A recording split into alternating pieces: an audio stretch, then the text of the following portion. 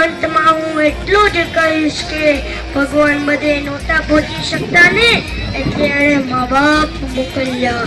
પણ જ્યારે ખુદ ભગવાનને પણ પહાડ પામવાનું અને શીતળ છાયામાં આરામ કરવાનું મન થયું હશે ને, ત્યારે એણે પૃથ્વી પર દાદા અને દાદી મોકલ્યા હશે.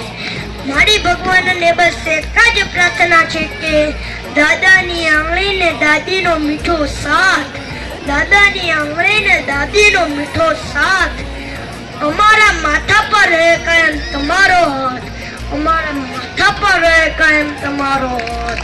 તમારો પ્રેમ જ છે અમારા ઘરનો સાચો શણગાર, તમારો પ્રેમ જ છે અમારા ઘરનો સાચો શણગાર.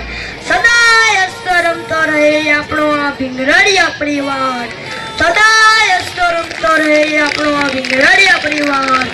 અહીં બેઠેલા સર્વે વડીલોના ચરણોમાં નાનકડા હરિયના કોટી કોટી પ્રણામ. જય શ્રી